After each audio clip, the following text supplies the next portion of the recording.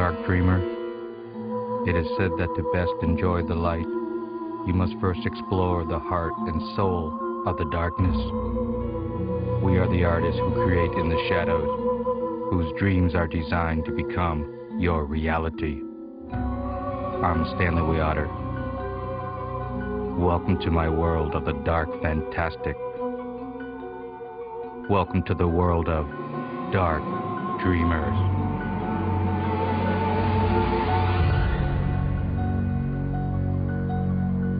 Are you a dark dreamer? Harlan Ellison unquestionably is. Indeed, Harlan Ellison is the most acclaimed and controversial fantasist writing today. He has won numerous awards and international recognition, not only for his brilliant short stories, but also for his screenplays, novels, comic books, anthologies, and assorted collections of essays and criticism. Amongst his more than 75 books are such memorable titles as Alone Against Tomorrow, Shatterday, Deathbird Stories, Stalking the Nightmare, Strange Wine, and Approaching Oblivion. Some have called Harlan Ellison a genius. Others have labeled him certifiable. Harlan Ellison may be neither or both. Harlan recently invited us to his unique home, where he fearlessly railed against the light, the darkness, and all shades of existence in between. Harlan, we recently talked to Gahan Wilson for this program, and he told us that people who are commonly thought of as dark dreamers are really the sweetest, gentlest, kindest people he knows.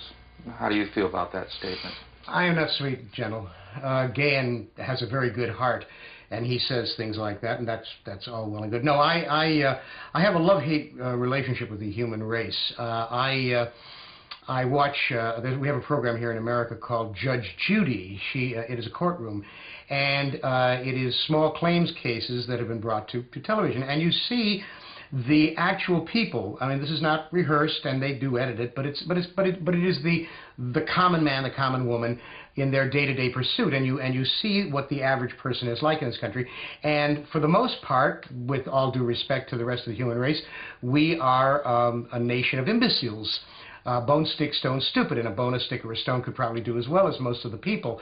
I have grown to this position, having been a knee-jerk liberal my entire life. I marched with Martin Luther King Jr. from Selma to Montgomery. I worked with Cesar Chavez in the Coachella Valley. I mean, I have been knee-deep in egalitarianism, and the more I see the human race, the more I want to turn it over to the cockroaches. You can't get 50 people in a group where you won't find 30 who think I'm the reincarnation of Genghis Khan, and the other 20 will like me because they know that I have a good heart and I do good things. I try never to jerk anyone around. I try never to lie. I will prevaricate like mad because I know how to make a story sound interesting, but I try to deal with people the way I would wish them to deal with me, and that means very often being blunt. And people don't like that. When I say people, I mean most people don't like that. You tell people the truth, they don't really want to hear it. I was a pain in the ass right from the get-go. There was no way that I was ever going to become a quiet citizen. And I have reaped the whirlwind of that basic nature. But I'm saying you've always been a pain in the ass, and isn't that wonderful? You've always been. I've been reading you and known you for over 20 years, and I was reading you for 30 years.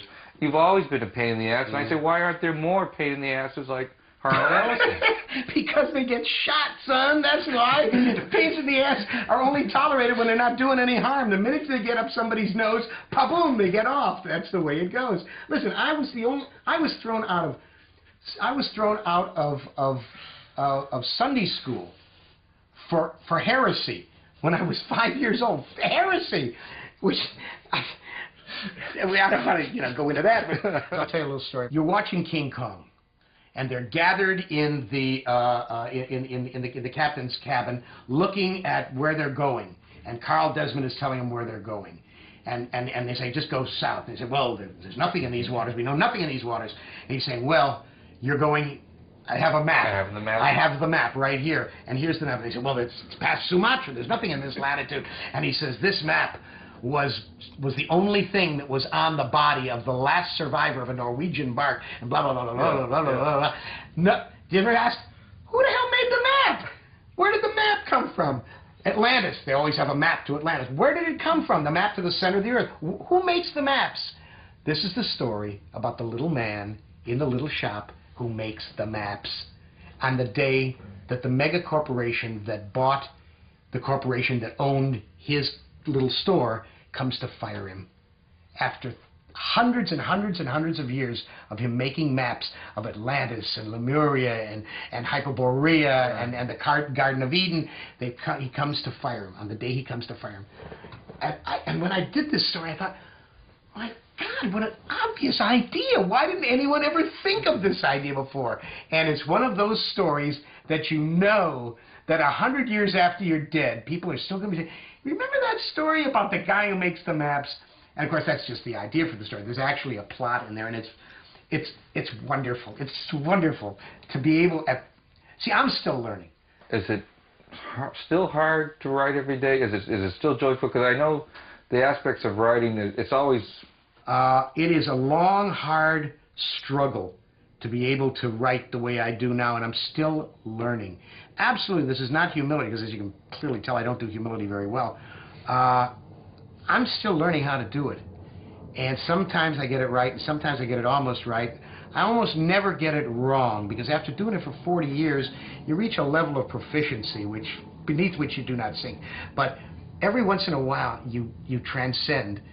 You find yourself performing above your own abilities, and you stand back in amazement, like an out-of-body experience, and you watch yourself doing it, and say, how the hell did I know to do that? Or I'll be at the end of the story, and I'll say, wait a minute, didn't I stick a thing? Yeah, there it is on page 2, and it pays off here, but how the hell did I know that? I didn't know I was going to do it.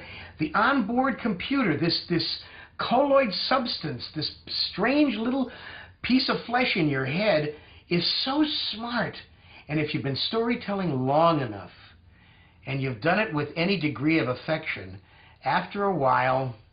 Obviously, don't get rich doing this, but we'd like to think that 100 years after we're dust, maybe someone will read one of our books. Posterity is the only reason to do this. If you want to make money, writing is not the way to do it. My God, writing is one of the toughest gigs in the world. And it's like Red Barber said, sure, it's easy. All you got to do is sit at a typewriter, open a vein, and bleed into the typewriter. Well, so you say, well, why do you do it? It's ego and posterity.